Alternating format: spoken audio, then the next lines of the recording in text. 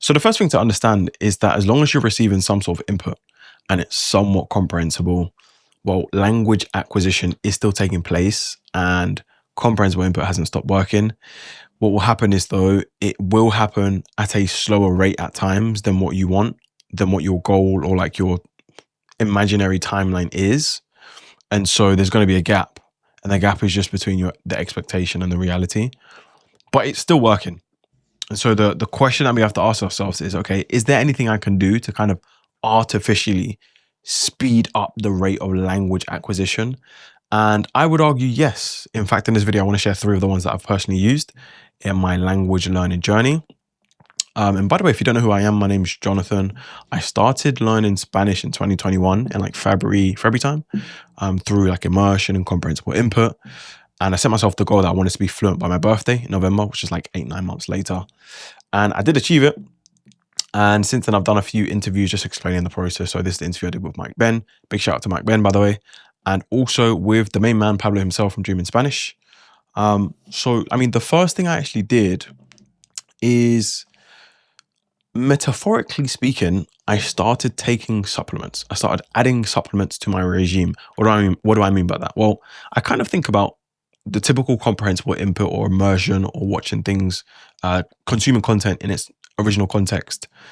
I kind of think of that like going to the gym and having a diet, because that alone will work. Like if you do that, your body will start to change in the same way if you're receiving input, like bit by bit, you are acquiring in the language. However, like there are points, if you've ever done like a fitness transformation, you know that there's points where, it starts to feel like it's going a bit slower. Like I was losing weight faster before, but now I've reached a point, maybe I've kind of plateaued.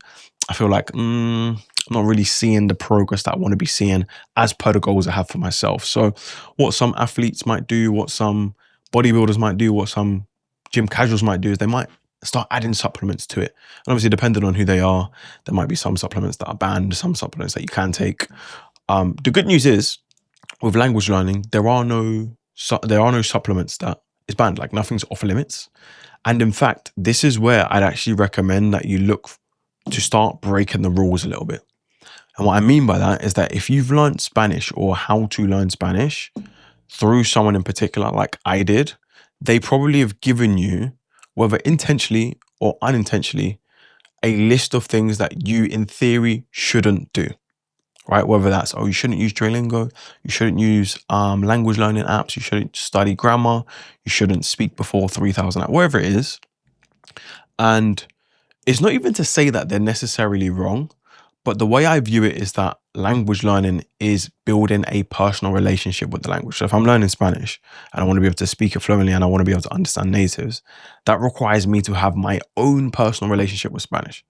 And building a personal relationship isn't, although someone can strongly advise you, at the end of the day, it's something that's personal.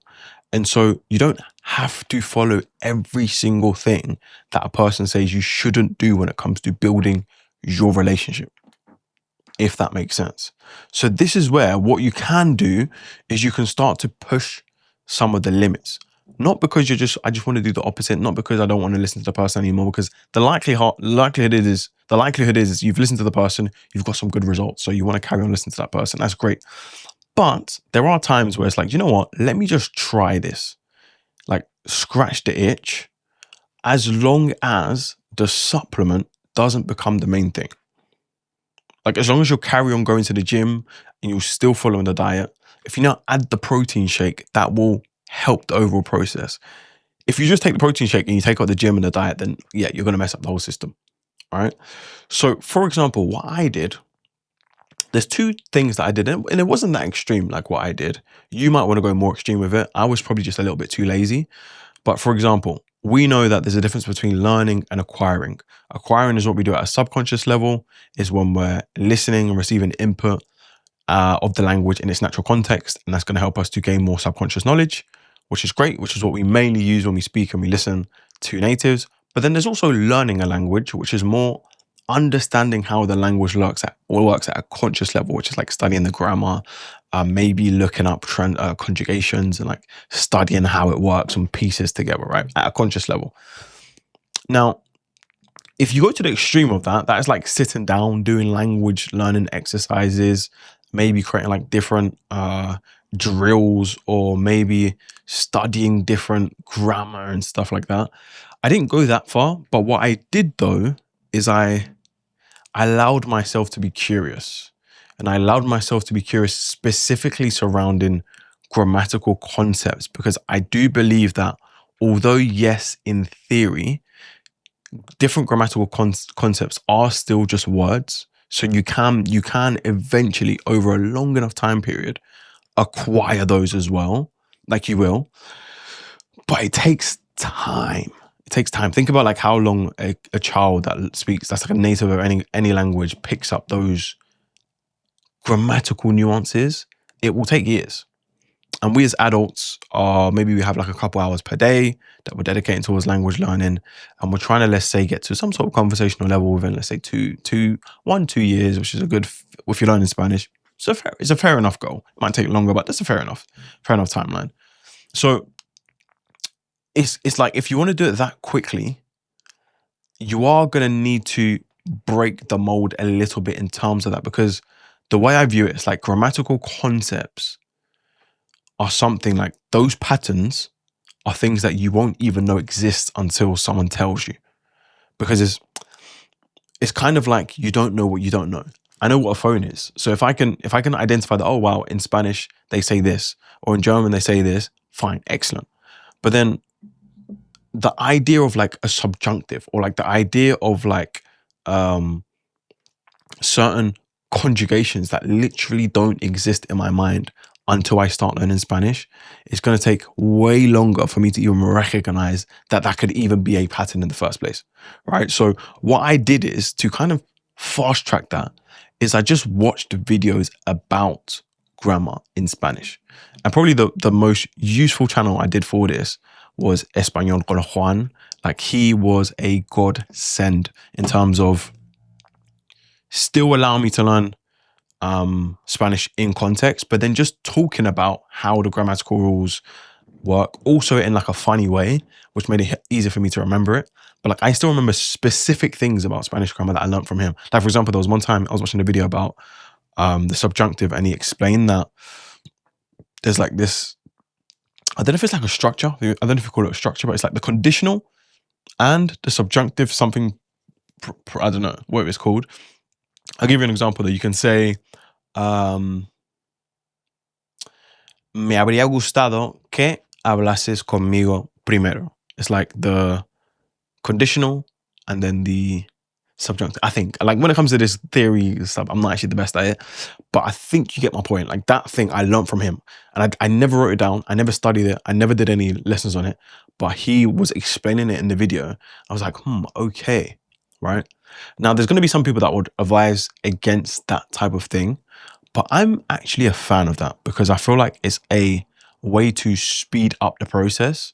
And then what I also did is, once I understood that, okay, that is something that I'm struggling to pick up a little bit more than some of the other maybe simple vocab, simple phrases, I then looked for opportunities when people were speaking to me. And this is why it helps to have a friend.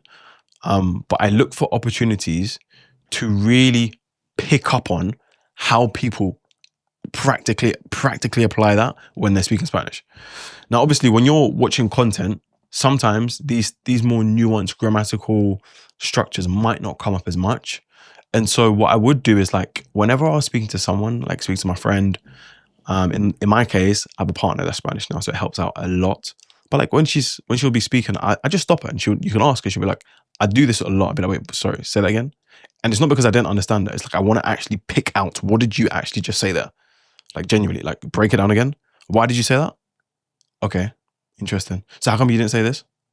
Okay, interesting. Now, that might not be the recommended thing to do, and I don't do it all the time, but like, if it touches within the topic, because a lot of the times it'll be certain topics that give us that feeling of, oh, comprehensible input isn't really working as well anymore, because like, one topic, whether it's the subjunctive, another one for me was like reflexive verbs, or like, I don't know, when you use like, oh, se me ha olvidado, or like, or even just knowing when to say se trata de X, or I don't know, like when you add the se acabó, or whatever it is, like those things there, it took me a while to really even grasp them. And in the end, I didn't even really like. I kind of just.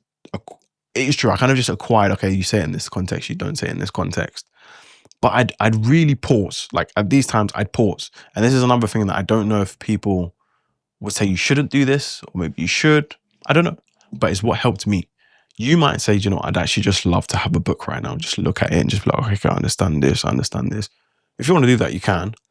But keep doing the original workout. Keep doing the gymming and the dieting, which is the initial comprehensible input, because that is what's going to give you the bulk of the improvement. Because even when you do it, like you get them to stop and explain it to you, it's when you actually have it in context that you're really, really going to be able to acquire it.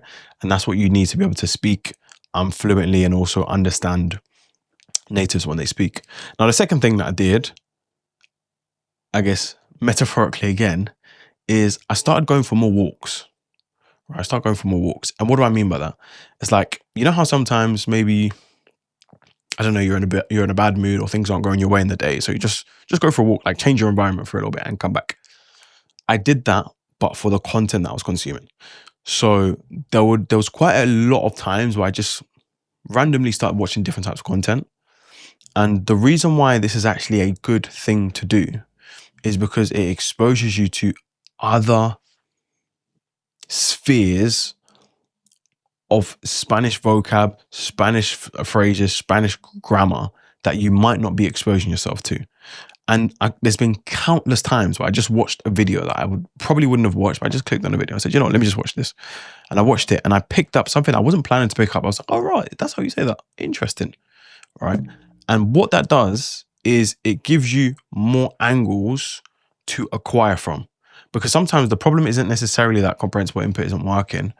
It's that you're not really exposing yourself enough to the I don't know if it's the width or like the vastness of Spanish. You're not really exposing yourself to it. You've kind of found one lane and you're staying in the lane, which is good to start. It's good to get the wheels rolling. But then once you get to this point where you're maybe like an intermediate, you're getting into that plateau stage. This is where it's really helpful to have multiple angles, and you'll start picking up things that you didn't even plan. Like you don't have days where like, okay, cool, today I'm going to pick up this. But you'll watch one video and be like, oh wow, that's how they say that. Interesting. And because it was like a bit of a weirder context, meaning I don't usually watch these videos, but I watched this video and they said this, that alone is enough to make that word stick a little bit more, because you kind of remember the context under which you learned it. And I'll be honest, like that happened to me so many times. And this is one of the good things about language learning. There isn't like a step order. You don't have to learn this first and learn this, then learn that, then learn this. So if you're going for walks and walking around, you will stumble across things that you'll be able to use later. And this is kind of also like, even going back to the gym analogy, sometimes even when you go to the gym, you just switch up the workouts here and there so that you can target the angles from the muscles from different angles. So you switch up the workout. Maybe you're doing like normal bicep curls and then maybe you change to hammer curls or whatever you want to do. Then after some time, you go back to the normal bicep curls. But what it will do is it'll give you more of a complete bicep. And the same thing helps to speed up the process when it comes to language acquisition. If you can start to like go for walks figuratively and like look for other content that you want to watch. The last one I wanted to talk about is one that potentially you won't like as much, but it comes down to reconsidering your expectations. Now, this isn't actually something that I did as much with learning Spanish. I actually did it recently because I'm currently learning Tree, which is a language from Ghana. And I realized that it's not that comprehensible input isn't working, but it's because of the way that the content I'm consuming, there isn't as many options as there was in Spanish. And by the way, this still applies to learning Spanish, but when I explain it this way, it'll make sense. But I realized that this isn't going to be as quick as when I was learning Spanish. Also, I also have to accept the fact that I don't have as much time now to dedicate towards it as I did when I was learning Spanish. And so I have to rejig my expectations. And I have to accept that, okay, this is going to take longer than I thought it was going to take. How can I find ways to just enjoy the process anyways? And this this does come down to perspective, by the way. This comes down to how you view what's happening rather than even what's happening itself. Because sometimes it's just you being able to say, no, to be honest, like, I get I'm watching these things and there's still loads of words that I feel like I'm just not really catching. Or I'm trying to speak Spanish, but I just feel like even the things that I thought I'd acquired, it doesn't really come to me. Having a slight change in perspective will help you to say, do you know what? At the same time, though, I remember when I watched this video some months ago and I couldn't actually understand anything, and I've made some progress. Or do you know what? At the same time, though, it is still good that I can notice some of the words and I can pick up some of the pronouns. Because that's where I'm at, by the way, with Tree right now. It's like I'm starting to pick up some of the pronouns. Right, I'm starting to say, oh wow, he said he. Oh wow, okay, I get it. And some of it is starting to click in ways where it's like, okay, I'm still very basic, but I didn't know that a couple months ago, I didn't know that. And even just giving yourself that grace or that second angle is sometimes enough to reopen your mind so that you start being more fertile and acquiring more at a faster rate than you were before. Right? So these are some of the things that I've practically used to try to speed up the language acquisition through comprehensible input. There's probably going to be more. So I'm sure especially as I learn Tree, there's going to be more tricks, and I'll just make more videos. I'll make more videos, explain them. If you have any more that you've used, by the way, leave them in the comments. I'm actually interested to know, see if I can apply anything. But I appreciate it. If you have any comments, leave them below. Any questions, I'll probably reply or make a whole video on the topic. And I'll see you in the next video.